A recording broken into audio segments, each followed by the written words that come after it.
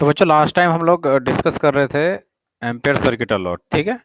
और ampere circuital law हमने जब डिस्कस किया था तो हमने ये देखा था कि this Ampere circuital law is valid only in particular case, and that case was the condition in which the fields are constant with time. That means it is not applicable for time varying fields.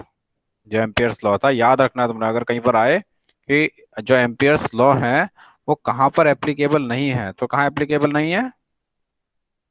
Ampere's law कहाँ पर applicable नहीं है? moving field. Where the fields are time varying, यानी time के साथ जो change हो रहा है। और टाइम के साथ कौन से फील्ड चेंज होता है? Alternating fields. ठीक है। तो हमें याद रखना है जब अल्टरनेटिंग करंट्स की बात आती है तो जो एम्पियर्स लॉ है वो हम अप्लाई नहीं कर पाते, क्योंकि ये स्टडी स्टेट करंट को डिस्क्राइब करता है। अब दूसरी बात आई कि इसके, अगर ये हम बात कर रहे हैं डिस्प्लेसमेंट करंट की, तो ये कॉन्सेप्ट क्या है? तो डिस्प्लेसमेंट करंट का कॉन्सेप्ट कौन लेकर आया था? मैक्सवेल। ठीक है।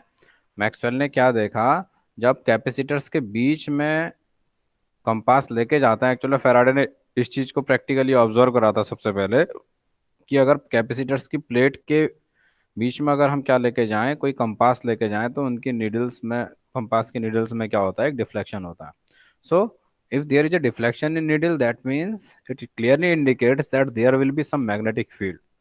And since there is no current that is flowing there, so there must be some property that is equivalent to a current. Okay. कोई ऐसी प्रॉपर्टी इस कैपेसिटर प्लेट के बीच में होनी चाहिए जो करंट के इक्विवेलेंट हो, जिससे ये वेरिंग मैग्नेटिक फील्ड प्रोड्यूस हो रहा है। और इसी, जो ये कंपोनेंट आएगा, जो ये नया जो प्रॉपर्टी आएगी, यही रिस्पॉन्सिबल होगी आपका करंट को फ्लो कराने में in the circuit, even there is no conduction current between the two capacitor plate. तो मैक्सवेल ने क्या बोला, उसने इस करंट का नाम दे दिया क्या? Displacement current. That means the current that is flowing in between capacitor plate and it is arises due to the time varying fields और change in fields with time is called displacement current। किसी को कोई doubt है यहाँ तक? ये बताओ मुझे, डिस्प्लेसमेंट करंट की अगर डेफिनेशन आ जाए तो आपने क्या लिखना है? The current which is equivalent to change in magnetic field is called displacement current and it arises in between capacitor plates। Okay. तो ये क्या करता है? पूरे सर्किट को कंप्लीट करता है, but it does not having any same property as like the conduction current. Conduction current और डिस्प्लेसमेंट करंट बिल्कुल अलग है भाई। ठीक है। कंडक्शन करंट डिस्प्लेसमेंट करंट की तरह नहीं होती, बट सर्किट में इसकी रिक्वायरमेंट इसलिए हमें पड़ती है क्योंकि हमें सर्किट को क्या करना है? कंटिन्यूस, ताकि उसमें क्या हो सके? करंट हमारी फ्लो कर सके।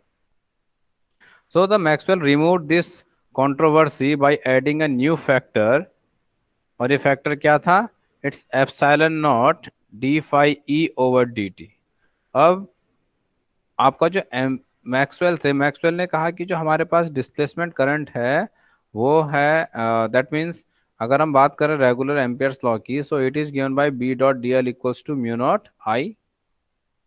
ठीक है। तो इन्होंने कहा जब हम बात करते हैं कैपेसिटर्स की, तो जो हमारे पास एक एडिशनल करंट आती है वो क्या होती है? That is called displacement current. और उसका एक्सप्रेशन क्या होता है? Epsilon naught D phi E over D T. ठीक है। तो जो टोटल ओवरऑल, अगर हम टाइम वेरिंग फील्ड्स के लिए हम बात करें तो एम्पियर्स लॉ को इस तरीके से लिख सकते हैं, यानी it will have two components. First that is conduction current, जिसे आईसी से डिनोट करते हैं। दूसरा होता है आपका डिस्प्लेसमेंट करंट, जिसे आईडी से डिनोट करते हैं। कंडक्शन करंट तो सबको पता है ना, आईसी कैसे आप डिनोट करते हैं? करंट कैसे डिफाइन होती है? पता है किसी को? Conduction current Q by T. Q by T. ठीक है। आईसी क्या होता है? It's Q by T. और नई डिस्प्लेसमेंट करंट जो मैक्सवेल ने जो इंट्रोड्यूस करी टर्म, उसको उसने जब एक्सप्रेशन निकाला, इक्वेशन 4 जब हम डेराइव करेंगे तभी आएगा। इसको बोला do D phi E over D T. Phi E यहाँ पर क्या है? इट्स इलेक्ट्रिक फ्लक्स, तो इसे क्या लिख सकते हैं, I D equals to epsilon naught D over D T. Pi की वैल्यू क्या हो गई, इट्स ई इंटू ए। तो इसलिए हम इसको क्या लिख सकते हैं, अगर मैं आई डी को ई के टर्म्स में लिखूं तो आई डी इक्वल्स टू होता है epsilon naught A D E over D T. तो देखो यहाँ पर डी ओवर डी टी आ रहा है, इसका क्या मीनिंग निकला बच्चों? डी ओवर डी टी का क्या मतलब है, इलेक्ट्रिक फील्ड किसके साथ चेंज हो रहा है, टाइम के साथ। टाइम के साथ चेंज हो रहा है ना। ठीक है, इसलिए टाइम वेरिंग फील्ड, अगर ई कांस्टेंट हो जाए फिर क्या होगा, आई डी की वैल्यू जीरो हो जीरो। जाएगी। ठीक है, ये क्या हो जाएगी, जीरो।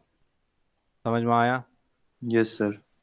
तो इसलिए जो डिस्प्लेसमेंट करंट का कॉन्सेप्ट है वो टाइम वेरिंग फील्ड्स के लिए ही एप्लीकेबल है। और जब भी टाइम वेरिंग फील्ड्स की हम बात कर रहे हैं, इसका मतलब हम अल्टरनेटिंग फील्ड्स की बात कर रहे हैं, यानी एसी अल्टरनेटिंग करंट्स की हम बात कर रहे हैं। और जब कैपेसिटर होता है, कैपेसिटर अगर एसी होगी तभी उसे अपने अंदर अलाउ करता है, डीसी को वो अलाउ नहीं करता।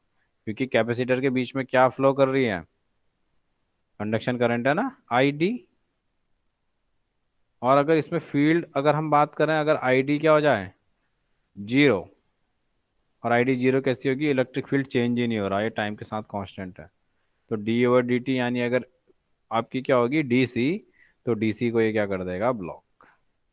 ठीक है, तो ये कॉन्सेप्ट था आपका डिस्प्लेसमेंट करंट का। देखो, the displacement current is equivalent to conduction current in connecting wires. यानी अगर मैं बात करूं, अगर ये मेरे पास कैपेसिटर है, तो यहाँ पर अगर आईसी करंट फ्लो कर रही है तो विद इन कैपेसिटर ये करंट कौन सी होगी, आई डी। लेकिन एक चीज हमेशा याद रखना, इसका नाम तो करंट होता है, कंडक्शन करंट, लेकिन इसकी कोई भी प्रॉपर्टी करंट जैसी नहीं होती। केवल ये जो करंट की डिसकंटिन्यूटी हमारे पास आ रही है उसको क्या करता है, ये ओवरकम करता है। एक्चुअल में ये प्रॉपर्टी किसकी होती है, टाइम वेरिंग फील्ड की। ओके, इसके बाद हमने एट एनी इंस्टेंट, अब देखो कई बार आता है कि prove that the conduction current in circuit और in wires is equivalent to the displacement current in between the capacitor plate. कि कहेगा कि आईसी और आईडी दोनों इक्विवेलेंट होते हैं, ये प्रूफ करो। ठीक है, अब देखो हमारे पास, अब कैपेसिटर्स जो होते हैं, ठीक है, उनके लिए जो फील्ड है वो हमें पता है क्या होता है, कैपेसिटर से जो फील्ड जो प्रोड्यूस करती हैं plates, sigma equal sigma upon epsilon not, याद है सबको? Yes sir. Q upon yes epsilon not sir. होता है ना, कैपेसिटर के बीच में जो फील्ड होता है due to the capacitor plates किसी पॉइंट पे, क्यू अपॉन क्या होता है, एप्सिलॉन नॉट ए। ठीक है, अब देखो डीई ओवर डी करा मैंने, डी ओवर डी क्या हुआ, टाइम वेरिंग इलेक्ट्रिक फील्ड।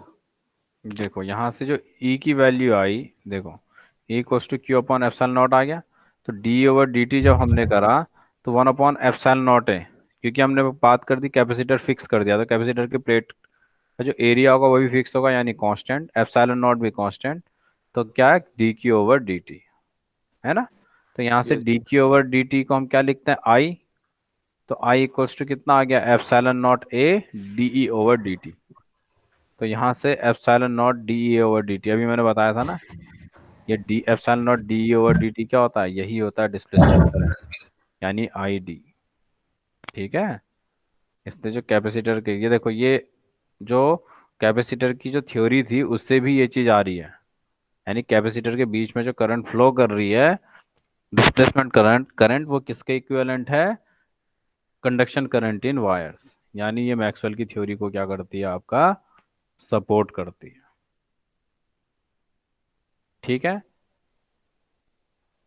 यानी अगर हमारे पास एग्जाम में आए कि प्रूव दैट, वैसे 2 नंबर में ही आएगा या लॉन्ग आंसर में आएगा, तो डिस्प्लेसमेंट करंट का पूरा कॉन्सेप्ट पूछेगा तुमसे, और कहेगा कि show that the conduction current in circuits और in wires is equivalent to the displacement current in between capacitor plates. तो उसके लिए हमने क्या लिखना है, पहले हमें पता है E इक्वल्स टू क्या होता है, क्यू अपॉन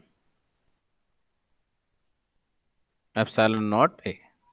ठीक है, तो यहाँ से क्या हो गया हमारे पास, D over D T, T time के रिस्पेक्ट में हम करें क्योंकि हमें टाइम वेरिंग फील्ड्स की रिक्वायरमेंट है, तो one upon epsilon naught A, और ये क्या हो गया, D Q over D T.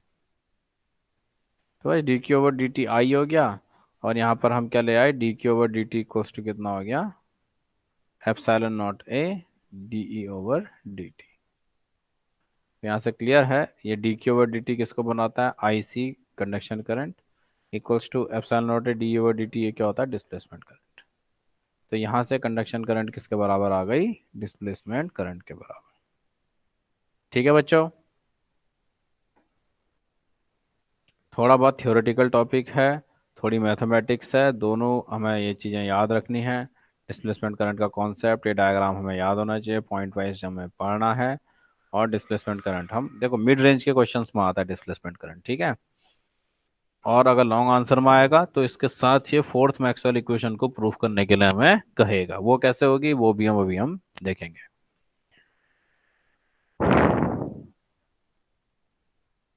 तो इसका मतलब ओवरऑल जो करंट है किसी भी सर्किट में, वो हमेशा क्या होती है, अगर उसमें कैपेसिटर लगा हुआ है तो conduction current plus displacement current, इसलिए जो एम्पियर्स लॉ है मॉडिफाई हो जाता है, आई की जगह क्या आ जाता है, आई प्लस आई डी।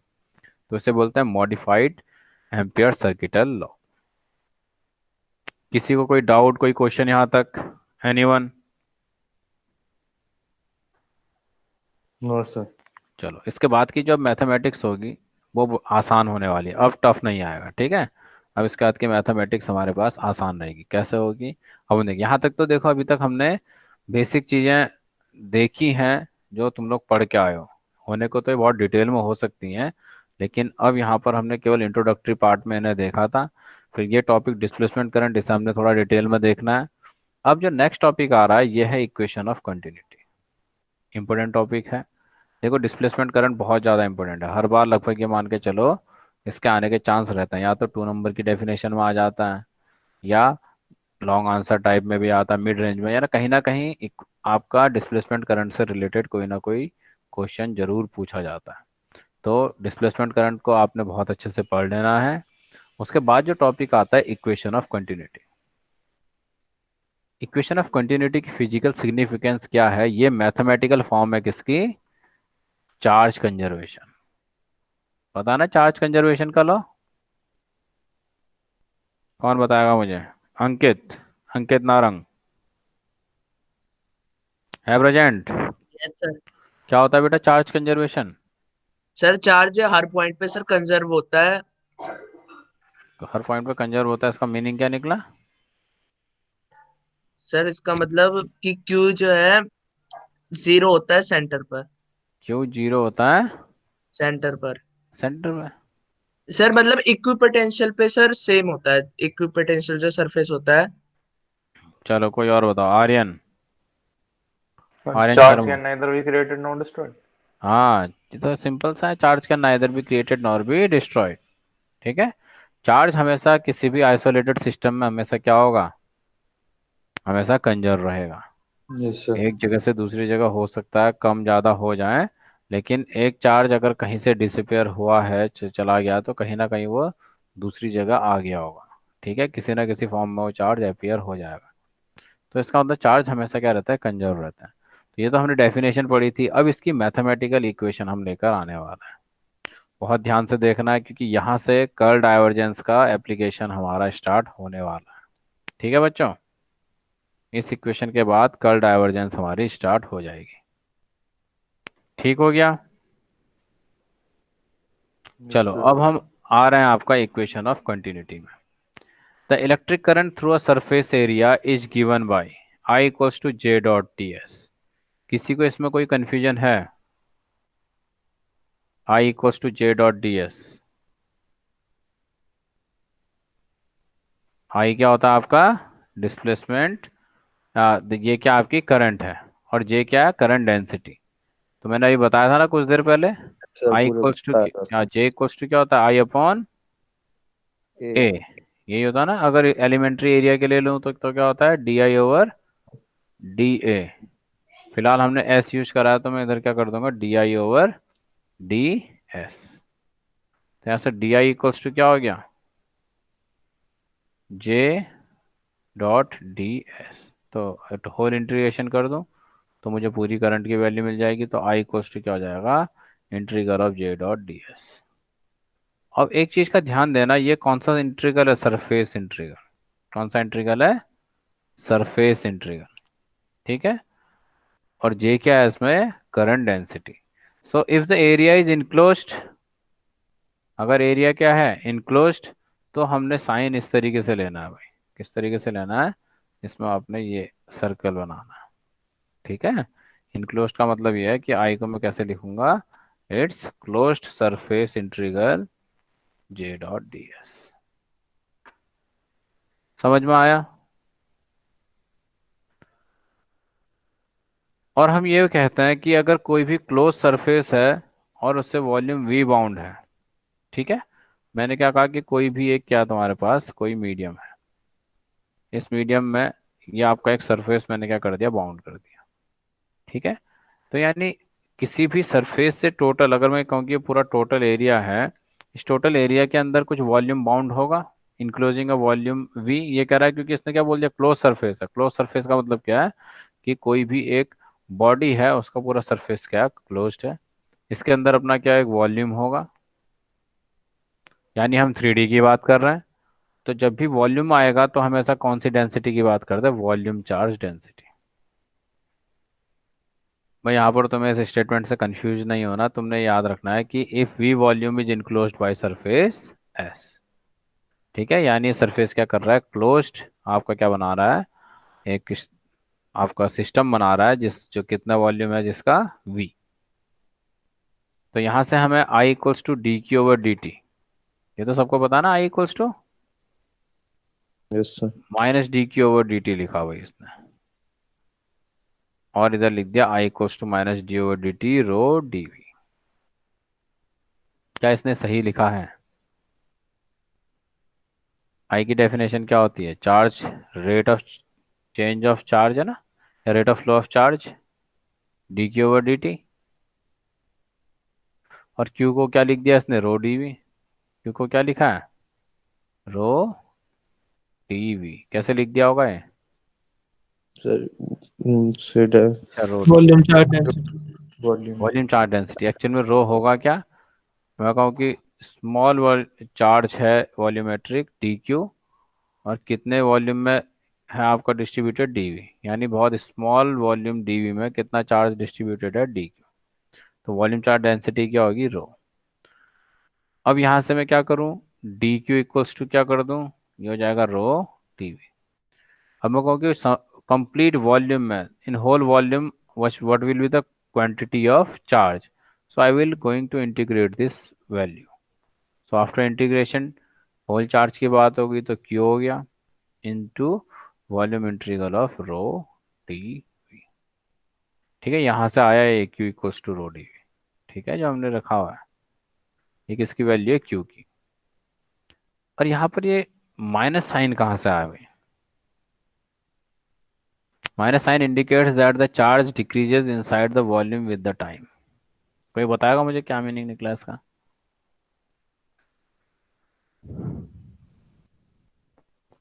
सर कोई जब भी एक स्टूडेंट। कैपेसिटर डिस्चार्ज हो रहा है, इसलिए कैपेसिटर मेरी क्या हो रहा है? डिस्चार्ज। डिस्चार्ज हो रहा है। यस सर, शायद से। ठीक है, बहुत ध्यान से देखना। मेरे पास एक सिस्टम था, ठीक है, मैंने कहा ये एक पूरा वॉल्यूम है। ठीक है, एक सिलेंड्रिकल जैसे हमने फाइबर में बनाया था इस तरह का मैंने बनाया। अब इसमें क्या है? ये एक आइसोलेटेड सिस्टम है। ठीक है। इस सिस्टम के अंदर मैंने बोल दिया क्रॉस सेक्शनल एरिया ये है।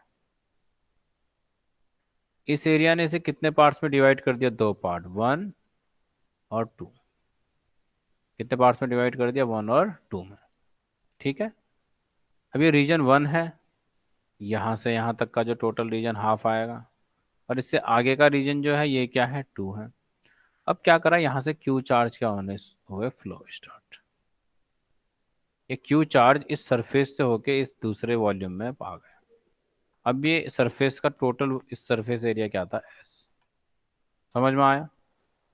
तो जो इस सरफेस में टोटल चार्ज आया, ठीक है, वो क्यू था। तो यानी ये क्यू चार्ज जब इस सरफेस मतलब इस वॉल्यूम टू में आया, एरिया टू में आया, तो इतना ही चार्ज इधर कम हो गया होगा ना, अकॉर्डिंग टू चार्ज कंजर्वेशन। ये तो रहा होगा।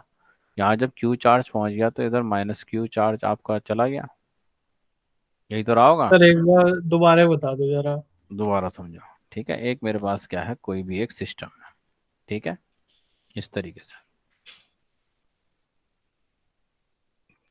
इस सिस्टम में मैंने कहा आइसोलेट है, इसमें ना कोई बाहर से हम चार्ज दे सकते हैं ना इससे अंदर कोई चार्ज आ सकता है, इसमें टोटल चार्ज मैंने कहा क्यू है। समझ में आया। अब मैंने क्या लिया, एक इसका क्रॉस सेक्शनल एरिया ले लिया इधर बीच में कहीं पर, इसको बोल दिया एस। अब यहाँ से प्लस क्यू चार्ज फ्लो करे और इस सरफेस के थ्रू रीजन वन, इसको यानी सरफेस एस से लेफ्ट हैंड के रीजन को मैंने वन बोल दिया, राइट हैंड रीजन को क्या बोल दिया, इस रीजन वन से क्यू चार्ज निकला और ये कहाँ आ गया, रीजन टू में। रीजन वन से प्लस क्यू चार्ज गया और रीजन टू के अंदर एंटर कर गया। ठीक है, अब यहाँ पर चार्ज का फ्लो हो रहा है तो इसका मतलब क्या क्रिएट हुई होगी, करंट हुई होगी ना। Yes current sir. हो गया। अब यहाँ पर इसका टोटल सरफेस एरिया एस था, इससे क्यू चार्ज फ्लो हुआ, तो हमने क्या बोला था, आई इक्वल्स टू,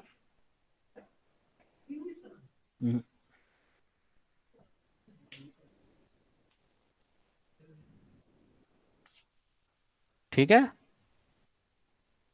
हाँ बच्चों,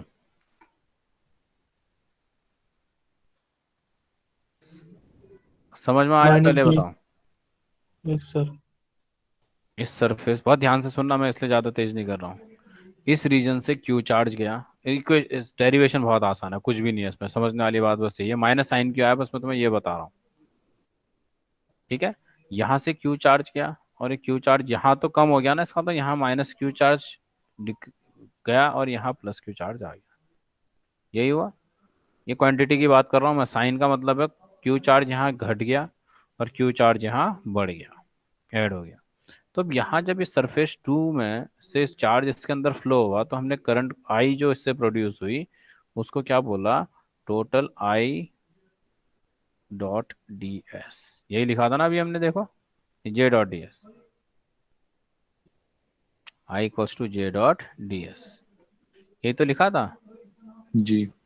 इस पूरे सरफेस एस, क्योंकि अभी डी एस था तो हमने एलिमेंट्री एरिया लिया यहाँ पर डी एस, पूरे सरफेस के लिए मैंने क्या कर दिया, इसे इंटीग्रेट कर दिया, तो जे डॉट डी एस ये करंट कहाँ फ्लो कर गई, ये रीजन टू में। और जब रीजन वन की बात करी, रीजन वन में जो करंट आई थी हमने उसे क्यू की फॉर्म में लिखा, D Q over D T.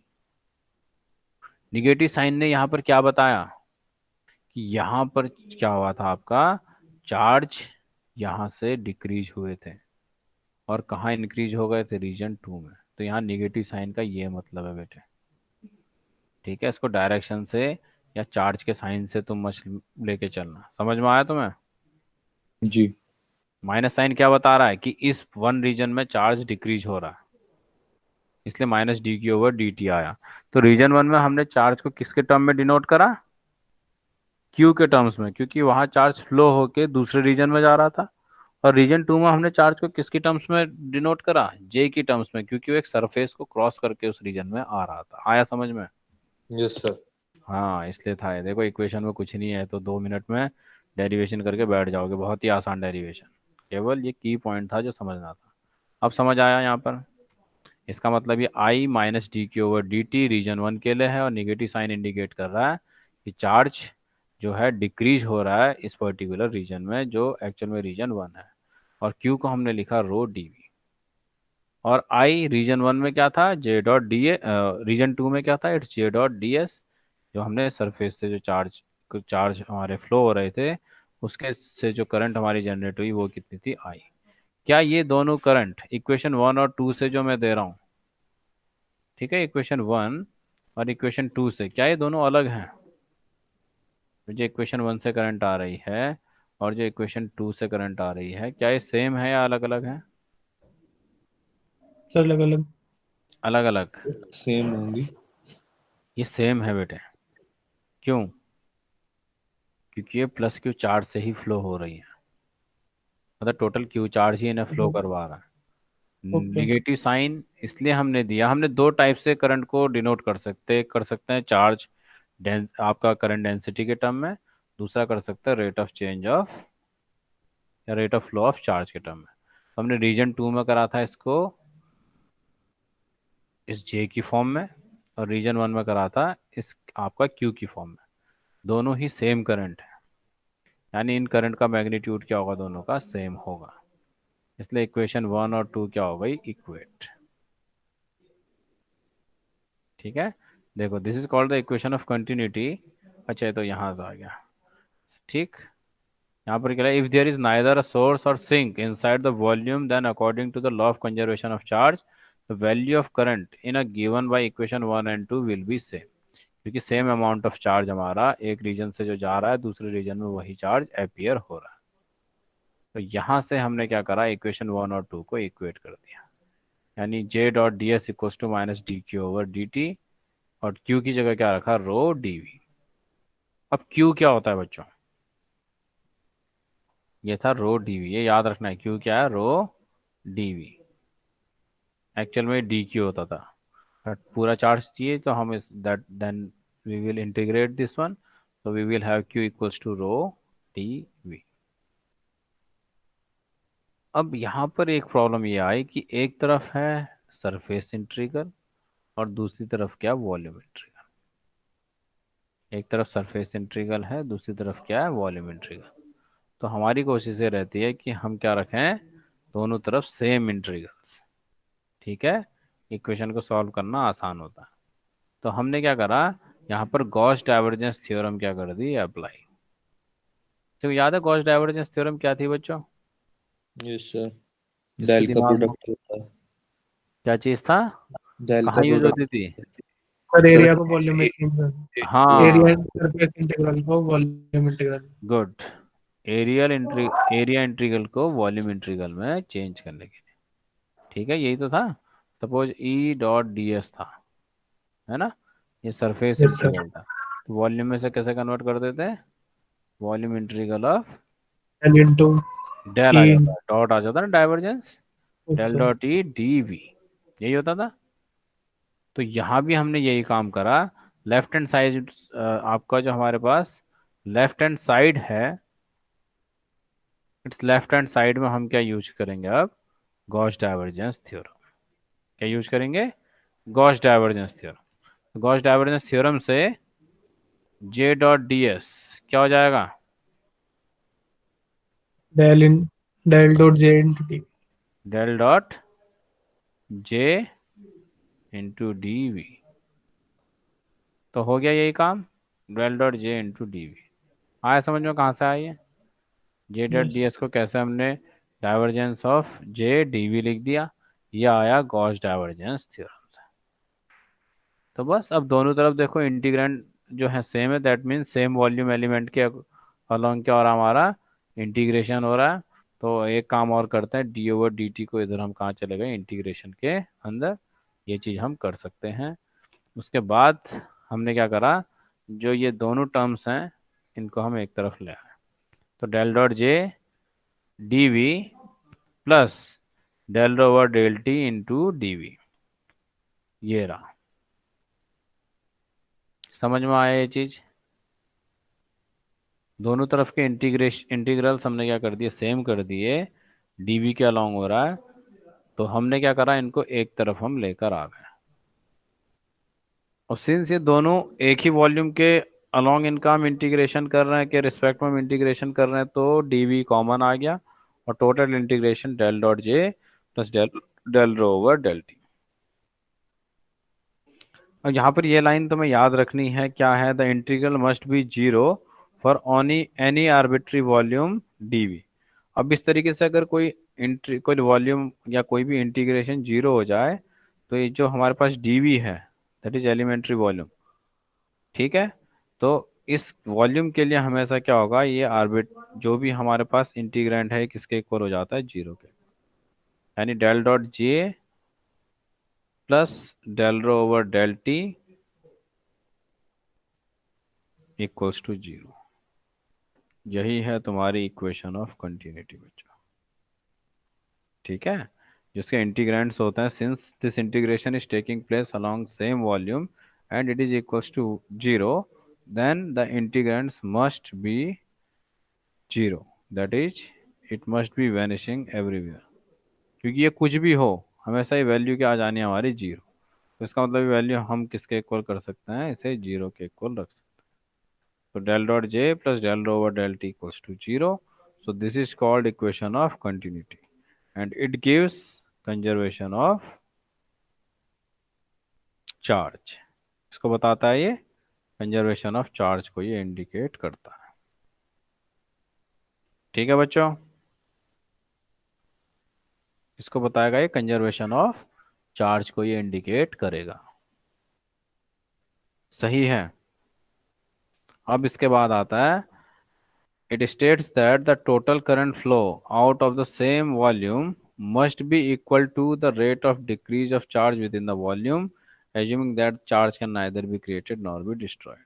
तो हमें पता है कि जो इक्वेशन है ऑक्सिलरी इक्वेशन ऑफ कंटिन्यूटी को ही बता रही है, क्योंकि हम ऑलरेडी इसी कॉन्सेप्ट को लेके चले थे कि जो चार्ज कंजर्वेशन है वो एग्जिस्ट करता है किसी भी आपका सिस्टम में। तो दैट मीन्स ये जो इक्वेशन ऑफ कंटिन्यूटी हमारे पास आई है, ये किसकी फॉर्म है? Mathematical form. It's a mathematical form of conservation of charges, that charge can neither be created nor be destroyed. So now we are able to write down the mathematical expression for equation that is conservation of charge. But up to 10 plus 2 we don't having the knowledge, or we don't having this del operator, so we do not write in mathematical form. But from today's onward we know the mathematical form of this conservation of charge, and it is given by equation of continuity. समझ में आया बच्चों सभी को? Yes, sir. कोई doubt है किसी को? ये बताओ। मुझे पता है कई लोग के तो नींद आनी शुरू हो गई होंगी ऐसे थ्योरी को पढ़ के, है ना? शांत से हो गए सारे के सारे जो है। Yes sir. हैं? No, sir. हाँ, रिलेटिविटी सबसे इंटरेस्टिंग टॉपिक रहता है, यस सर। क्योंकि वहाँ पर बहुत सारी कॉन्सेप्ट्स ऐसे हैं जो हम इमेजिन करते हैं। तो यहाँ पर हम दोबारा से सर्किट्स में पहुँच गए हैं, है ना?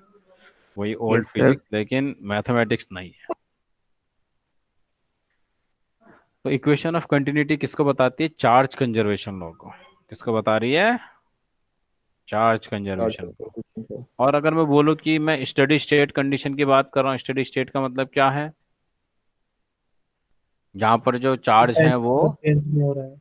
टाइम के साथ नहीं ट्रेवल कर रहे हैं। यहाँ पर स्टडी स्टेट का मतलब किसके लिए हम यूज कर रहे हैं?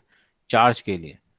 अगर हमारे चार्ज फ्लो नहीं कर रहे हैं, they are constant in time, that means the rho is not changing, है ना?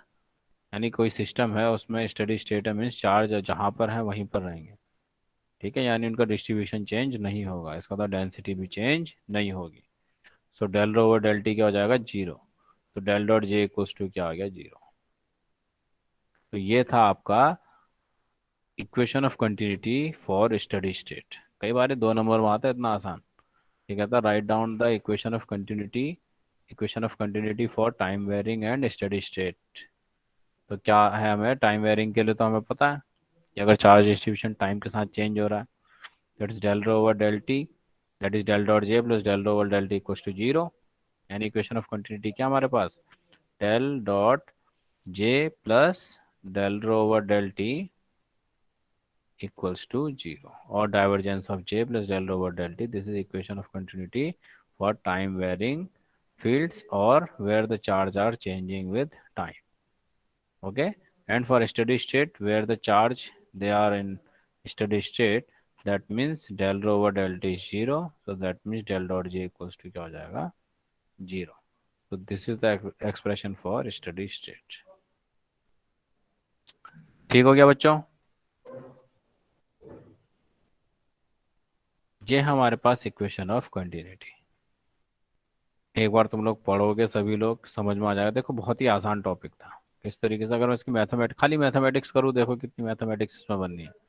मैथमेटिक्स अगर हम खाली इसकी देखें तो यहाँ पर अगर मैं बनाऊँ तो पहले हमने बात करी आई का, इसके टर्म में लिखा था जे डॉट डी एस, ये करा था ना। फिर हमने आई को लिखा क्या?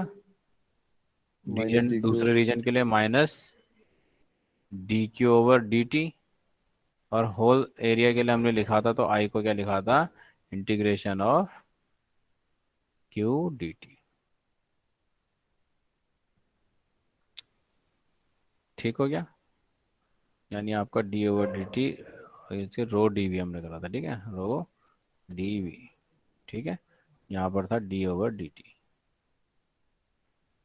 तो इसके बाद हमने क्या करा, दोनों इक्वेशंस को हमने क्या करा था, इक्वेट कर दिया था। तो j.ds इक्वल्स टू क्या बना था हमारे पास, इट्स d/dt अंदर रो dv।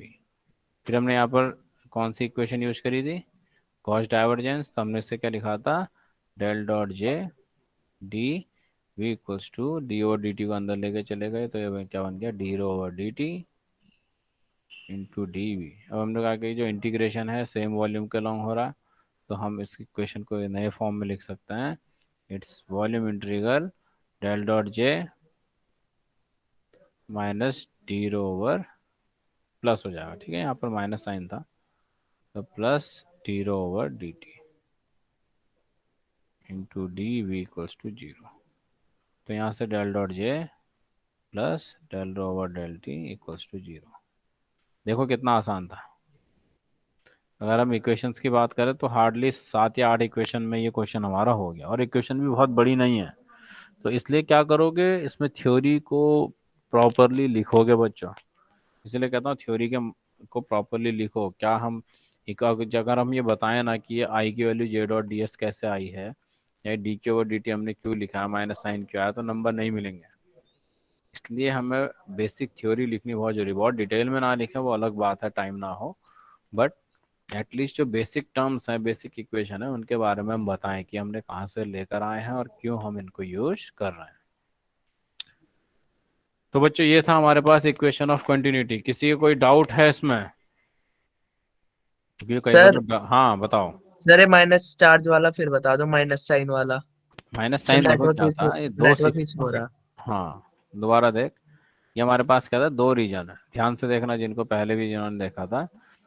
मतलब पूरा एक सिस्टम है, ठीक है, ये आइसोलेटेड है, इसमें मैंने कहा टोटल क्यू चार्ज है, ठीक है। अब आइसोलेटेड सिस्टम है तो ना इसमें बाहर से कोई चार्ज आ सकता है, ना इसमें कोई अंदर इससे बाहर चार्ज कोई जा सकता है, यानी इसका चार्ज अपना क्यू क्या होगा, कंजर्व होगा। अब यहाँ से मैंने क्या कहा कि हम एक करंट को यहाँ फ्लो करवा रहे हैं, ठीक है। यहाँ से क्यू चार्ज फ्लो हुआ और इस सरफेस एस के तो ये कहाँ आ गया, इस रीजन 2 में। ये 1 रीजन मैंने बोला लेफ्ट हैंड साइड का, और ये 2 रीजन, तो इस सेकंड रीजन में ये क्यू चार्ज इधर पहुंच गया, ठीक है। तो यानी इस 1 रीजन में चार्ज बड़ा होगा या घट गया होगा, हाँ बेटे, घट गया इस होगा सर। रीजन 1 में सर घटा चार्ज होगा। घट गया होगा ना। तो इसलिए यहाँ पर minus D Q over D T बोला, ठीक है, जो सर करंट आपने है। इक्वेशन तो सेकंड सरफेस की ली थी, ये वाली कौन सी, आप बता रहे थे अभी। सर ये वही है आई तो इक्वल टू फर्स्ट के minus D surface. Q upon D two. कौन सा, ये इक्वेशन यस यहाँ सर। इस रीजन 1 के लिए ले रहा हूँ। रीजन 2 के लिए तो हम क्या ले रहे हैं, डीएस वाली टर्म। हमने सर कहा डीएस कंफ्यूजन हो गया था, कैसे, आपने अभी से सेकंड सरफेस के लिए बोला था जब आप समझा कोई रहे दिक्कत थे। नहीं है, तुम फर्स्ट के ले लो, सेकंड के ले लो, क्योंकि फर्स्ट हम उसके लिए कहेंगे जहाँ पर चार्ज डिक्रीज हो रहा है, ठीक है। तो फर्स्ट रीजन ये हो गया minus D Q over D T. अब ध्यान रखना कौन से रीजन के लिए है ये, फर्स्ट रीजन के लिए, फर्स्ट। ठीक है। और क्योंकि यहाँ पर इन्होंने डिफाइन नहीं करा ना कौन सा रीजन है क्या करके, तो खाली इन्होंने बोल दिया रेट ऑफ चेंज है ना, negative sign indicates that decrease inside the volume. ये तो मैं तुम्हारी समझने के लिए बता रहा हूँ कि ये कहाँ से आया, नहीं तो कई बच्चे समझ नहीं पाएंगे, केवल ये थ्योरी पढ़ेंगे, कहाँ से आया नहीं पता कुछ। ये क्यों आया, इसलिए मैंने तुम्हें ये डायग्राम बना के दिखाया, ठीक है। यहाँ पर ऐसा कहीं नहीं लिखा रीजन 1 या 2। तो यानी हम रीजन उसको मान रहे हैं जहाँ हम minus D Q over D T किस रीजन के लिए लिख रहे हैं करंटली, जहाँ डिक्रीज हो रही है, यहाँ पर चार्ज क्या हो रहा है, उस रीजन से बाहर को फ्लो कर रहा है। और जे डॉट डी एस कहाँ लिखी, जहाँ चार्ज रीजन के अंदर एंटर कर रहा है। समझ में आया ये यस सब। सर। चलो, अब इसके बाद हम नेक्स्ट लेक्चर में जाएंगे। अब सबसे इम्पोर्टेंट टॉपिक आने वाला है जो लॉन्ग आंसर में हमारा सबसे ज़्यादा पूछा जाता है। देखो डिस्प्लेसमेंट करंट भी आता है, लेकिन जो अभी तक हमने डिस्प्लेसमेंट करंट पढ़ा है उसमें शॉर्ट आंसर या मिड रेंज का क्वेश्चन बनेगा। ऐसी इक्वेशन ऑफ कंटिन्यूटी भी आपका मिड रेंज में आएगी, कभी कभी 2 नंबर में भी भेज देता है, क्योंकि बहुत बड़ा टॉपिक नहीं है। बड़ा टॉपिक जो आता है वो इसके बाद वाला लेक्चर हमारा आना है। तो उससे पहले क्विज के क्वेश्चंस देख लेते हैं एक बार, जिससे पूछूंगा वही मुझे बताएगा, ठीक है। रिदम, आवाज आ रही है मेरे बेटे, हाँ रिदम, यस सर। रिदम पढ़ो ये क्वेश्चन और मुझे इसका आंसर बताओ।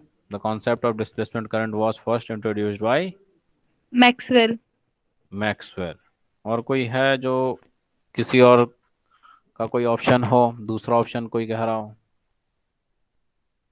ठीक है, तो किसने दिया था? हमने बहुत बार ये चीज मैंने रिपीट करी, ये किसने दिया है? मैक्सवेल ने। तो सही बताया।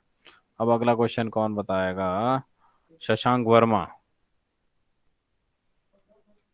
शशांक वर्मा, आवाज आ रही है? अब मैं अटेंडेंस लेता हूँ बीच में, एक कुछ गायब है बिल्कुल यहाँ पर से। शशांक वर्मा।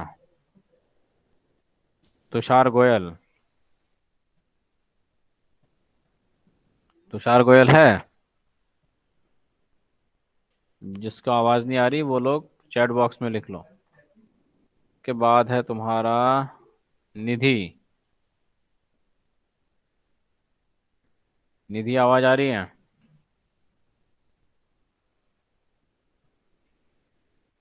निधि भी नहीं है। मुकुल। Yes sir. मुकुल बता मुझे बेटे, क्या है इसमें आंसर? बता मेरे को। Modified Ampere circuital law is represented by. Closed integral B dot D L equal mu not I plus I D. यानी ऑप्शन ए। ए। चलो ठीक है, ऑप्शन ए ही है इसका। अब इसके बाद the equation of continuity is represented by. Vikrant,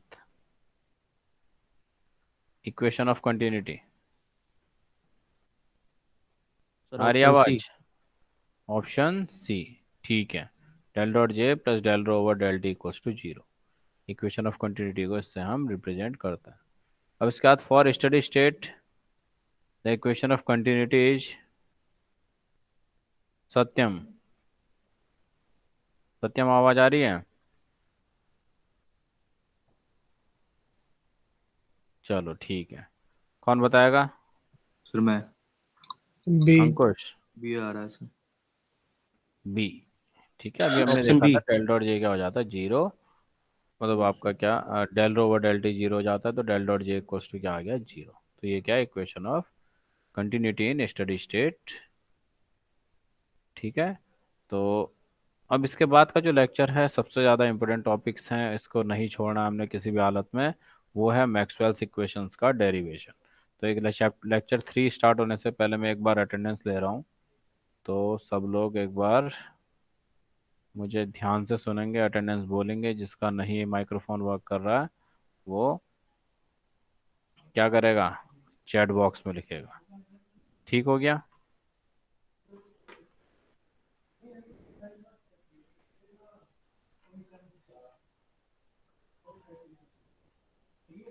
तो मुझे अटेंडेंस बताओ, कौन बताएगा? Ajay Pratap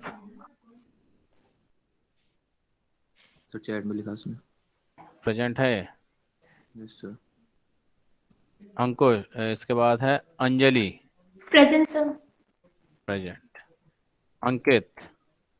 yes sir. के बाद है अंकुश। Present sir. के बाद अंशुल। अंशुल एब्सेंट। इसके बाद है Aryan. Present sir. Ashish. Present sir.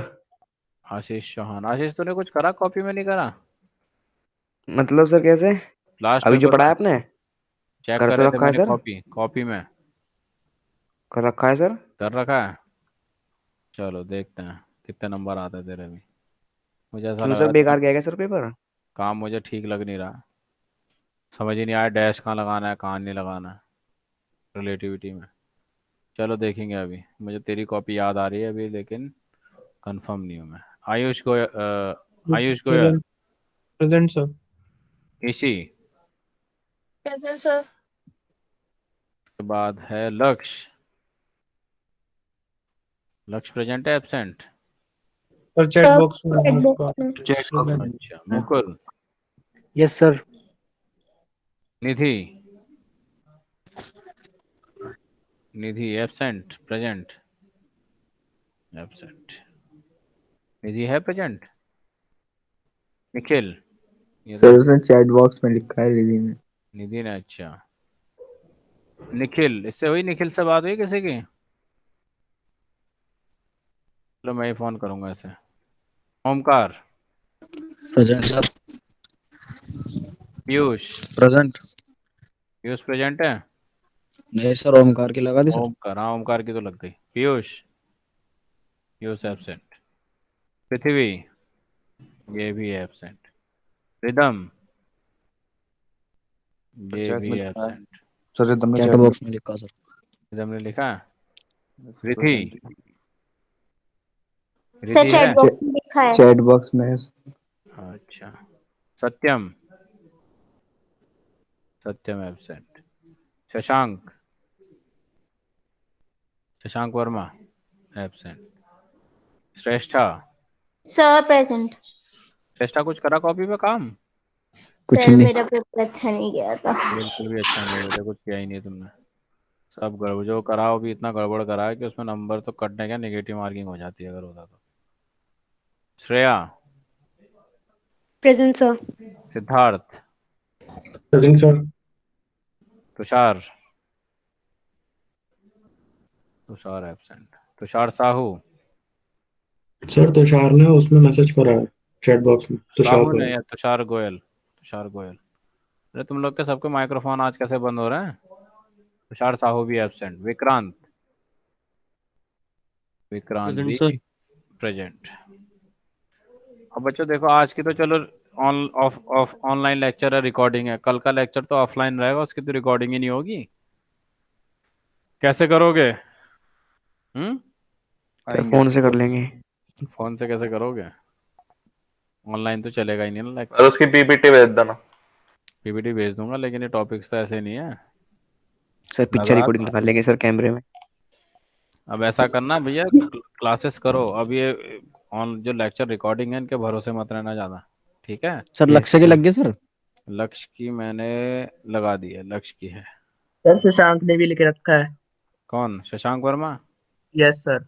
ये कहाँ फोन करा कैसे? सर किसने? मैसेज में लिख रखा है। अच्छा, दिख तो रहा है या कहाँ गायब है इसके? एक, एक मिनट है बच्चों।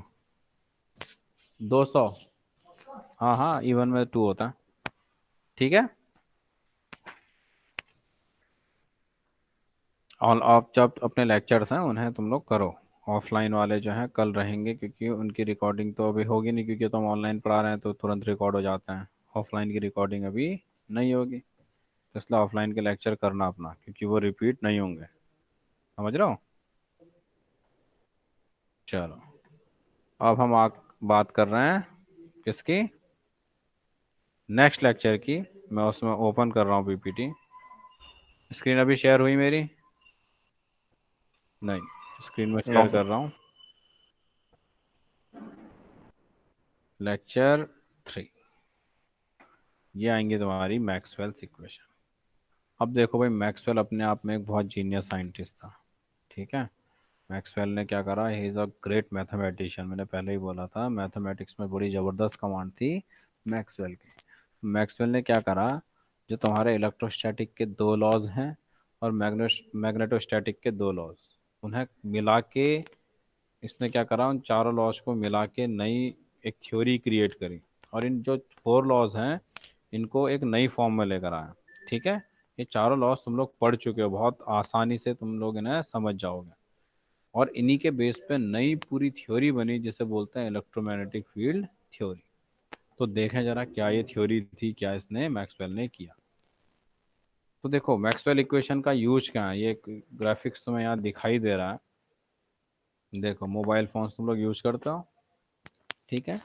Radio TVs, wifi, GPS, radar, radio astronomy, lasers, NMR.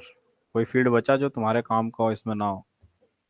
Mobile phones, है ना, मोबाइल बंद कर दिए जाएं, फिर टीवी बंद कर दो, वाईफाई बंद हो जाए, जीपीएस बंद हो जाए, लेजर्स बंद हो जाएं, तो लाइफ तुम्हें ऐसे तुम कंपेयर नहीं कर सकते, आज की डेट में एज्यूम नहीं कर सकते क्या लाइफ तुम्हारी हो जाएगी, या हम लोग की भी। है ना? मोबाइल फोन से तो सारा काम चल रहा है। ठीक है? और घर में है दुनिया भर के रडार सिस्टम्स वगैरह हैं, ये भी सारा किससे काम चल रहा है तुम्हारा? रेडियो टीवी जो भी है हमारे पास, एफएम है या आपका DTOH घर में है, वो भी कहाँ है, मैक्सवेल इक्वेशन पे बेस्ड है। वाईफाई आज की डेट में बड़ी जरूरी चीज़ है जिंदगी में हमारे, है ना। इंटरनेट, ये सारे के सारे, देखो GPS, ये सारी की सारी जो हमारे पास टेक्नोलॉजी आज की डेट में अवेलेबल है, उसका बैकबोन कौन सा है, दिस मैक्सवेल इक्वेशन। अगर मैक्सवेल इलेक्ट्रोस्टैटिक और मैग्नेटोस्टैटिक को नहीं मिला था, तो आज जो टेक्नोलॉजी हम देख रहे हैं ये हमारे पास तो नहीं है। तो समझ गए इसका मतलब मैक्सवेल इक्वेशन कितनी इंपॉर्टेंट है हमें पढ़ने के लिए।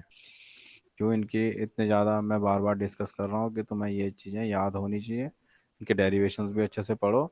और सबसे बड़ी चीज़ है, कोई भी चैप्टर हम पढ़ रहे हैं, कोई भी थ्योरी हम पढ़ रहे हैं, उसके यूज और एप्लीकेशन हमें पता होने चाहिए, उसका इम्पैक्ट क्या है आज की डेट में जो टेक्नोलॉजीज हमारे आसपास हैं। तो इस पर्टिकुलर चार्ट से हमें ये चीज़ तो पता लग रही है कि मैक्सवेल इक्वेशन बहुत ज़्यादा इम्पोर्टेंस रखती हैं हमारी आज की टेक्नोलॉजिकल लाइफ में। अगर ये मैक्सवेल इक्वेशन नहीं होती तो ये मान के चलो ये कोई भी कम्युनिकेशन सिस्टम हमारे पास नहीं होता, क्योंकि लेजर्स नहीं है तो लेजर बेस्ड कई सारी टेक्नोलॉजीज आज की डेट में नहीं होती। जैसे लेजर सेंसर्स हैं, बार कोड्स, QR कोड्स, दुनिया भर की चीज़ें ना, ये भी नहीं होते। तो इसका मतलब मैक्सवेल इक्वेशन बहुत ज़्यादा इम्पोर्टेंट टॉपिक हमारे पास है। तो अब देखो मैक्सवेल इक्वेशन में इसने क्या करा, अब मैं तुम्हें बताऊं। ये चार्ट जो है, 4 बेसिक फंडामेंटल लॉ, हाँ ठीक है, 4 फंडामेंटल। आवाज ना किसकी अभी है तो अभी, अभी नहीं। माइक्रोफोन किसका ऑन है, ओमकार माइक्रोफोन ऑफ कर ले बेटे।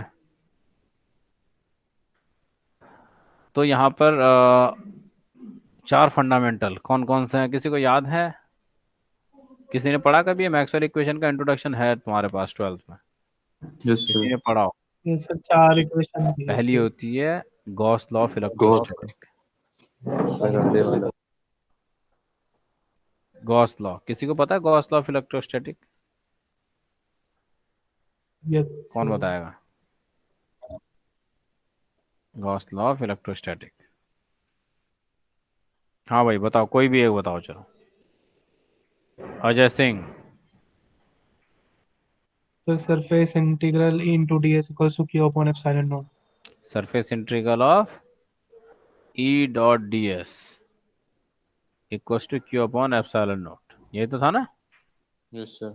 Yes flow sir. सरफेस होता था, इसका मीनिंग क्या था, total charge, that means the total, enclose. हाँ, the total flux through any surface, या हम total flux enclosed by a surface is equals to 1 upon epsilon not times to the charge enclosed, है ना। कोई भी एक रैंडम सरफेस लेते थे हम, यही तो करते थे, एक इसके अंदर +Q चार्ज हम ले लिया, कोई भी चार्ज ले लिया, तो यहाँ से जो सरफेस से जो भी हमारा क्या निकलता था, फ्लक्स, है ना। हम एलिमेंट्री एरिया DS लेते थे, फिर इसे पूरा क्या करते थे, होल सरफेस के लिए इंटीग्रेट कर देते हैं, टोटल फ्लक्स आता है जो इस सरफेस से होके निकल रहा है या बाउंड हो रहा है, वो क्या होता है, 1 upon epsilon not Q upon epsilon not. अरे बहुत बढ़िया था, क्योंकि इसने हमारी बहुत सारी प्रॉब्लम्स इस आपका गॉस लॉ ने सॉल्व करी थी। क्योंकि कहीं पर अगर हमें इलेक्ट्रिक फील्ड निकालना है तो बड़ी आसानी से इस इक्वेशन से हमारा निकल जाता है। तो जो गॉस लॉ ऑफ इलेक्ट्रोस्टैटिक है, इसकी जो नई फॉर्म है, यानी जो E.ds equals to Q upon epsilon not, इसकी नई फॉर्म कौन सी है, del dot D equals to rho. यानी पहला लॉ किसे इंडिकेट करता है, मैक्सवेल्स फर्स्ट इक्वेशन, ये है Gauss Gauss law law of electrostatic. Electrostatic, याद रहेगा। और ये इसकी इंटीग्रल फॉर्म है, ये तो वही है ना इंटीग्रल फॉर्म, केवल यस Q को सर। क्या लिख दिया इसमें, रो dV। Q को क्या लिख दिया हमने, volume integral of rho dV, ठीक है। डिफरेंशियल फॉर्म हमें याद रखनी है, इंटीग्रल तो इतनी टफ नहीं होती। अब दूसरा आया हमारे पास, जो सेकंड लॉ था इलेक्ट्रो, आपका वो कौन सा है, मैग्नेटोस्टैटिक का, गॉस लॉ ऑफ मैग्नेटोस्टैटिक। क्या था गॉस लॉ ऑफ मैग्नेटोस्टैटिक, ये था आपका, क्या होता है भाई गॉस लॉ ऑफ मैग्नेटोस्टैटिक, कोई बताएगा? B.ds इक्वल्स टू क्या होता था, 0 ना, याद है किसी को? द टोटल फ्लक्स जी sir. enclosed by a surface, magnetic flux enclosed by a surface is 0। ऐसा क्यों होता था? कोई भी मैग्नेट है उसके दो पोल होता है हमेशा, एक नॉर्थ sir, पोल है, अच्छा, दूसरा क्या है, साउथ पोल। यही होता था ना। कोई भी मैंने सरफेस लिया इसके चारों तरफ, जितनी लाइन इस नॉर्थ पोल से बाहर निकलती थी उतनी साउथ पोल से अंदर आती थी। ऐसी तो होता था ना भाई, जितनी लाइंस इस नॉर्थ पोल से बाहर निकलेंगी उतनी क्या होंगे, साउथ पोल से अंदर को आ जाएंगे। यानी जितना आउटवर्ड फ्लक्स होगा उतना ही इनवर्ड फ्लक्स होगा, यानी आपका बी डॉट डी एस जितना आउटवर्ड होगा उतना ही क्या होगा, इनवर्ड होगा। ये मैंने 1 कहा और इसे 2 कहा, तो overall B dot D S क्या हो जाता है, 0।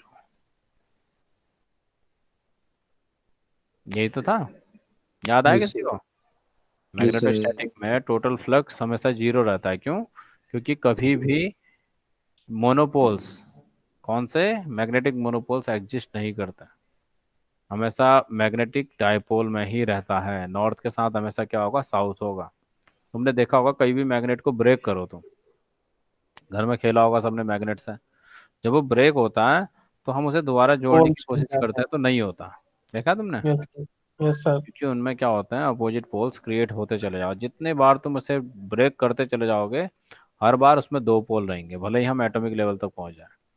तो इसका मतलब हमेशा आपका जो मैग्नेटिक पोल्स हैं वो हमेशा किस में रहते हैं, पेयर में रहते हैं। जबकि इलेक्ट्रिक मोनोपोल एग्जिस्ट करते हैं। तो दूसरी फिजिकल सिग्निफिकेंस क्या है इनकी, कि जो फर्स्ट इक्वेशन है मैक्सवेल की ये बताती है कि जो इलेक्ट्रिक मोनोपोल्स हैं वो एग्जिस्ट करते हैं, और दूसरी ये बताती है कि magnetic monopoles does not exist, और उसकी form del dot B equals to 0 है। ठीक, तीसरी इक्वेशन आती है del cross E equals to minus del B over del t. यह है फैराडेज लॉ। फैराडे लॉ क्या था, क्या था फैराडेज लॉ, किसी को याद है।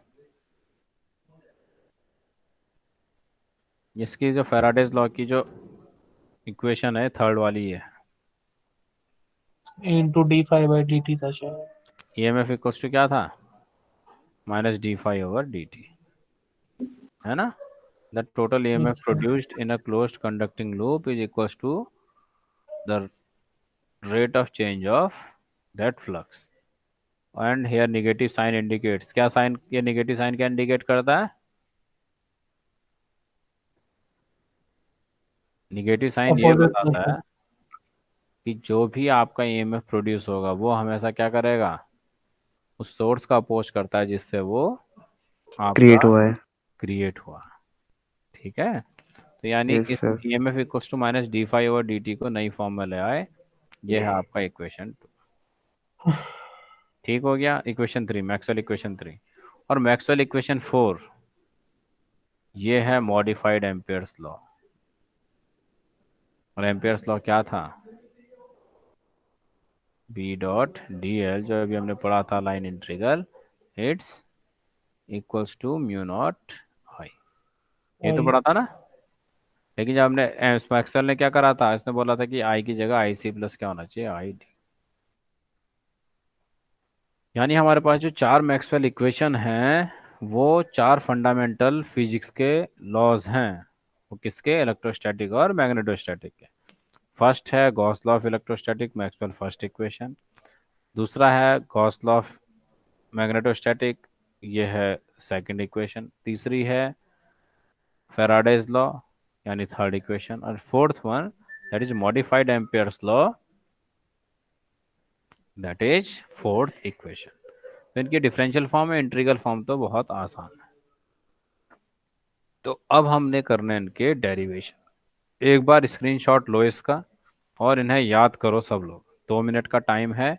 एक बार इन चारों इक्वेशंस को डिफरेंशियल फॉर्म में याद करो। ठीक है, इंटीग्रल तो हम बाद में कर लेंगे।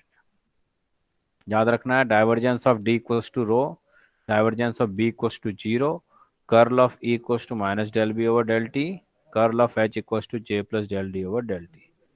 अच्छा, मैक्सवेल इक्वेशन 3 की क्या सिग्निफिकेंस है, यह हमें बताती है कि जो वेरिंग, देखो यहाँ पर वेरिंग मैग्नेटिक फील्ड है क्या प्रोड्यूस करते हैं, इलेक्ट्रिक फील्ड, है ना। बी चेंज हो रहा है ना टाइम के साथ, क्या प्रोड्यूस करा इसने, electric field.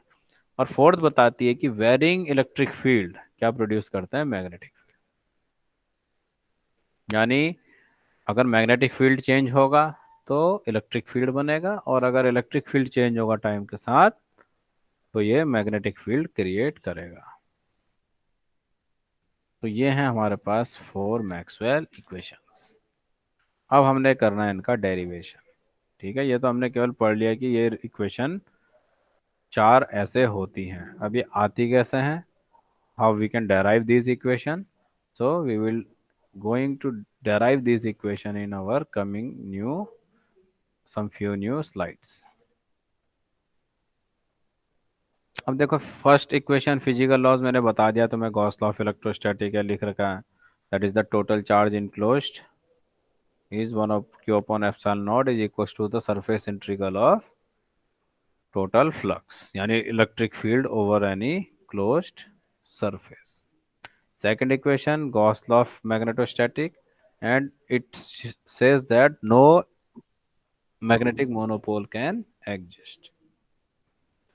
Third equation, again, it's a Faraday's law, and it indicates that changing magnetic field produces the electric fields. And the fourth equation, it is the modified Ampere's law, and it states the time varying electric field produces the magnetic field. ये already हम लोग discuss कर चुके हैं। ठीक है बच्चों, यहाँ तक समझ में आया तुम लोग के? Yes sir. ये फिजिकल सिग्निफिकेंस है, अभी हम दोबारा से इनको डिस्कस करेंगे। अभी तुम्हें लग रहा होगा थोड़ा है कि कैसे ये इक्वेशन आ रही हैं, थोड़ी टफ सी लग रही होंगी, लेकिन जब हम इन्हें डेराइव करके लेकर आएंगे तब ये चारों इक्वेशंस हमें याद हो जाएंगे। ये भी उसी तरीके से है जैसे तुम्हारा क्या है, Schrodinger equation, base equation. Relativity sir में वॉइस ब्रेक हो रही है आपकी। रिलेटिविटी में क्या थी, कौन सी इक्वेशन बेस इक्वेशन थी? Lorentz transformation equation. तो इलेक्ट्रोमैग्नेटिक फील्ड थ्योरी में कौन सी बेस इक्वेशन होती है? जो मैक्सवेल की डिफरेंशियल इक्वेशंस हम यहाँ पर पढ़ रहे हैं। तो हर किसी को इक्वेशन चारों याद होनी बहुत ज़रूरी है। अगर ये चारों इक्वेशन याद हैं तो आगे के काम बड़े आसान होते हैं। अगर ये याद नहीं है तो आगे के कोई भी डेरिवेशन तुम लोग अटेम्प्ट नहीं कर पाओगे। लेकिन धीरे धीरे जब हम आगे पहुँचेंगे तो तुम्हें अपने आप ये इक्वेशंस याद हो जाएंगी, क्योंकि इनका इतनी बार हम यूज करने वाले हैं। ठीक है, तो अब हम आएंगे derivation of the Maxwell equation. तो हम बात करेंगे सबसे पहले फर्स्ट मैक्सवेल इक्वेशन। देखो, जो स्टार्टिंग की 3 मैक्सवेल इक्वेशन है ना, 1, 2 एंड 3, उनके डेरिवेशन आसान है, उनके डेरिवेशन ज़्यादा टफ नहीं होते। ठीक है, तो थोड़े टफ डेरिवेशन हैं वो आपको लगेंगे, थोड़ा जो लेंदी जो पड़ेगा वो fourth equation, modified Ampere's law. ठीक, तो अभी हम फिलहाल स्टार्टिंग के 2 यहाँ पर करने वाले हैं। उसके बाद जो नेक्स्ट 2 हमारे पास डेरिवेशंस रहेंगे इनको हम कल की क्लास में करेंगे। ठीक है, जो कल की क्लास हमारी दैट मीन्स ऑफलाइन मोड में होगी। तो तुम लोग भैया ऑफलाइन में रहना, क्योंकि कल बहुत इंपॉर्टेंट टॉपिक्स हम लोग के कवर हो जाएंगे। ठीक है, तो कैसे ऐसे करेंगे, चलो मैं स्टार्ट करता हूँ। तो हम मैक्सवेल फर्स्ट इक्वेशन देख रहे हैं, तो उसके लिए हमें सबसे पहले तो ये जरूरी है कि गॉस लॉ ऑफ मैग्नेटोस्टैटिक आना चाहिए, है ना। कई लोगों ने सोचा होगा अब तो हम भैया बच गए, अब तो ये पढ़ने नहीं पड़ेंगे गॉस लॉ, मैक्सवेल्स, ये कूलॉम्स लॉ, है ना। लेकिन ये तो दोबारा आ गए भाई, क्योंकि यही इन्हीं से तो काम आगे बढ़ना है। टेक्नोलॉजी यही तो है, बेसिक फिजिक्स तुमने पढ़ी है उसी की एप्लीकेशन है। अब हम कहाँ पहुँच रहे हैं, एप्लीकेशन पार्ट में। अब E dot D S equals to Q upon क्या है, एप्सिलॉन नॉट। पता है सबको, ये याद रहेगा।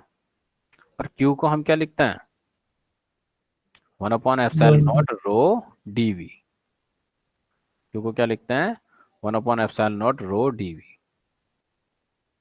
क्यू की जगह पता है ना क्या हमने लिया था, it's volume integral of rho D V. ठीक हो गया। अब यहाँ पर क्या है हमारे पास, E dot D S equals to 1 upon epsilon not rho D V. अब इसने ई को क्या लिखा, एप्सिलॉन नॉट ई। ई को क्या लिखा, एप्सिलॉन नॉट ई। देखो, ये डिस्प्लेसमेंट करंट वेक्टर होता है, इसको बोलते हैं D equals to epsilon not E. समझ रहे हो बच्चों, इस चीज को ध्यान देना कि डी को हम क्या लिख सकते हैं, एप्सिलॉन नॉट ई। इसे बोलते हैं इलेक्ट्रिक डिस्प्लेसमेंट वेक्टर। किसको, डी को। इसका नाम होता है इलेक्ट्रिक डिस्प्लेसमेंट वेक्टर। ठीक हो गया। तो ये इलेक्ट्रिक डिस्प्लेसमेंट वेक्टर डी जो है ये है एप्सिलॉन नॉट ई। ऐसा क्यों करा हमने? क्योंकि ये एप्सिलॉन नॉट किसके साथ चला गया इधर? ई के साथ। तो इस एप्सिलॉन नॉट ई को हमने क्या लिखा? D dot D S. यहाँ तक समझ में आया बच्चों? ये देखो लिखा हुआ है, डी को क्या बोलते हैं? Electric displacement vector. तो फिलहाल अभी ये कैसे होता है, क्या होता है, इस पर नहीं जाना हमने। तुम्हें ये याद रखना है कि डी को जो ये वैल्यू आई है ये एक्चुअल में क्या होती है? एप्सिलॉन नॉट इंटू ई। अब यहाँ पर एक चीज की हमें ध्यान देना है कि जो राइट हैंड साइड तो क्या है? डीवी, और लेफ्ट हैंड साइड क्या है? डीएस। यानी एक तरफ सरफेस इंटीग्रल है, दूसरी तरफ क्या है? Volume integral. तो मुझे क्या करना चाहिए कि दोनों तरफ सरफेस इंटीग्रल आ जाए या वॉल्यूम इंटीग्रल आ जाए? कौन सी हम इक्वेशन यूज करते हैं? कौन सा करते थे? Gauss divergence. Gauss divergence theorem. ठीक है, ये देखो हमने कौन सी यूज करी? Gauss divergence theorem. T dot D S equals to del dot D D V, यही तो करते थे। सरफेस इंटीग्रल को जब हम वॉल्यूम में चेंज करते थे तो जो भी हमारे पास यहाँ पर क्या होता था वेक्टर, उसके आगे क्या बनता था? एक डेल ऑपरेटर का डॉट प्रोडक्ट। सर ये सारी डेरिवेशन करनी है हमें? हाँ, अभी कहाँ ही डेरिवेशन तो हुई कहाँ अभी? शुरू हुई। स्टार्ट हुई डेरिवेशन, डेरिवेशन का दौर अभी स्टार्ट हुआ है तुम हाँ लोग। सर। अब तो ये चलता रहेगा इस पूरी यूनिट में। फिर सबसे हाई लेवल पे तुम पहुंचोगे जो तुम्हारी लास्ट यूनिट आने वाली है। कौन सी? आपका पोलराइजेशन नहीं, that is interference and diffraction. तो अभी वो फिलहाल 12th में पढ़ा था। ये पढ़ो, आसान डेरिवेशन है इसके। समझने का काम ज़्यादा है क्योंकि थोड़ा मैथमेटिक्स नहीं है तुम लोग के लिए। ये मैथमेटिक्स तुमने नहीं पढ़ी है तो इसलिए थोड़ा तुम्हें नया लगेगा, अदरवाइज इक्वेशंस इतनी टफ नहीं बनने वाली इसमें। तो फिर भी पहली बार पढ़ रहे हैं। आप फर्स्ट टाइम पढ़ोगे तो थोड़ा एक दो बार तुम्हें घर से इसे देखना पड़ेगा। तो E D dot D S equal to क्या होगा? Del dot D D V. तो यहाँ से जो हमारे पास इक्वेशन बनी, हमने क्या करा? वॉल्यूम इंटीग्रल को किस में कन्वर्ट कर दिया? सरफेस इंटीग्रल को किस में कन्वर्ट करा? वॉल्यूम। Volume. तो यहाँ पर अब डी डॉट डी एस था, तो डी डॉट डी एस की जगह अब मैं क्या लग सकता हूँ? Del dot del dot D D into V D. Equals to rho D V. बस इसके आगे का काम तो कहाँ किसकी तरह था? अभी हमने इक्वेशन ऑफ कंटिन्यूटी पढ़ी थी।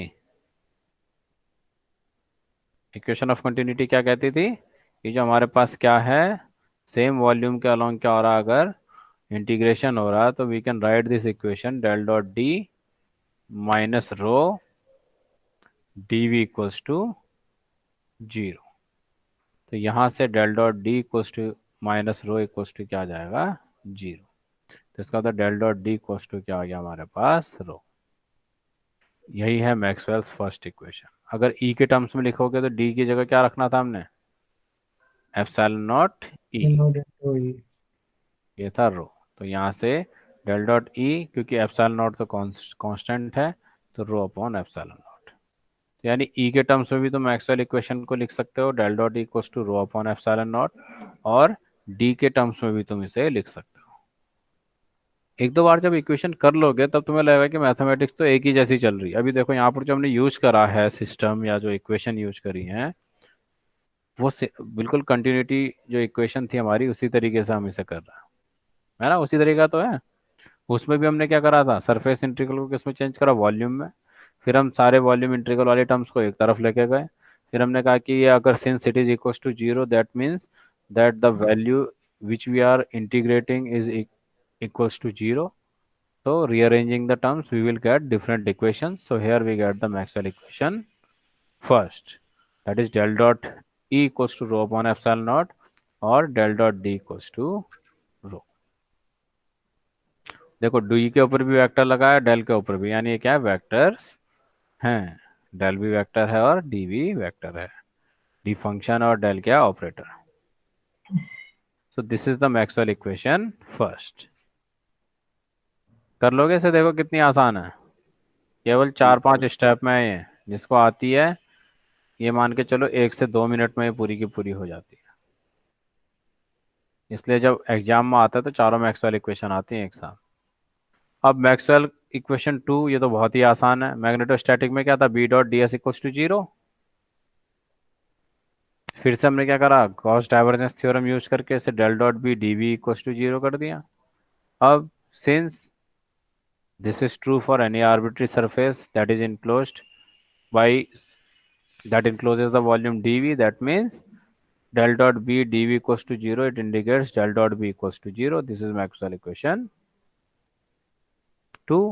अगर h के टर्म्स में लिखेंगे then del dot mu naught h होता है equals to 0, so del dot h equals to 0. So this is the Maxwell equation 2. तो कल हम एक बार दोबारा से इसको मैं रिवाइज करा दूंगा जब हम लोग क्लास में ऑन बोर्ड हमारा चलेगा, प्रोजेक्टर वहाँ भी रहेगा, ठीक है, प्रोजेक्टर पे चलेगा ये, और इसे हम वहाँ पर सॉल्व करके तुम्हें दिखाएंगे। ठीक हो गया बच्चों? यस। अब इसके बाद का जो काम है वो कल रहेगा, कल हम लोग ऑफलाइन में मिलेंगे। तो अपनी एक प्रॉपर कॉपी लाओगे, फिजिक्स की अलग से होनी चाहिए तुम लोग के पास, है ना, और यहाँ पर हम दोबारा से एक बार इसे डिस्कस करेंगे। हो सकता है वहाँ तुम्हें और ज़्यादा अच्छे से चीज़ें समझ में आए, क्योंकि जब मैं इसे दोबारा ऑफलाइन क्लास की सर पीडीएफ वगैरह नहीं मिल रही? क्या करा बेटे? ऑफलाइन क्लास की पीडीएफ वगैरह? पीडीएफ तो रहेंगे, Offline पीडीएफ class तो की भेजेंगे, वो PDF तो पीपीटीज तो है ही ना, और उनके लेक्चर्स की रिकॉर्डिंग नहीं हो पाएगी ना। सर आज ही भेज देना। तो अगर उनकी लेक्चर्स की रिकॉर्डिंग हमारे पास रहेगी या टाइम मिलेगा तो हम देखेंगे, लेकिन ऑफलाइन का ही मान के चलो कि लेक्चर छूटेगा तो फिर तुम्हें रिकॉर्डिंग में भी नहीं मिलने वाला, क्योंकि अभी इतना टाइम है नहीं, क्योंकि शेड्यूल बड़ा कॉम्पैक्ट है ना। तो इसलिए अपना ऑफलाइन के जो लेक्चर्स हैं उन्हें तुम लोग अटेम्प्ट करोगे, ठीक है। कोई ऐसा जो अभी अटेंडेंस में अभी आया, भाई पहले नहीं था, मुझे बता दो, अदरवाइज फिर वो एब्सेंट, मैं इसी अटेंडेंस को कंसीडर करूँगा, क्योंकि 4 लेक्चर की अटेंडेंस हो गई ना। कोई ऐसा जो इससे पहले वाले पे नहीं था, मैं एक बार दोबारा बोल रहा हूँ, एब्सेंटीज कौन कौन है। अंशुल एब्सेंट है, इसके बाद है निखिल कुमार, देन पीयूष, पृथ्वी, शशांक वर्मा। शशांक वर्मा आ गया? शशांक वर्मा तो है, चलो प्रेजेंट कर रहे हैं इसे। इसके बाद है तुम्हारा साहू, ठीक है। तो ये लोग जो हैं एब्सेंट है। तो ठीक है बच्चों, कल अब ऑफलाइन क्लास में आओ, कल फेस टू फेस इंटरेक्शन हम लोग का रहेगा। एक बार फिर से हम लोग मैं इसे जो भी टॉपिक्स हैं इन्हें हम लोग डिस्कस करेंगे।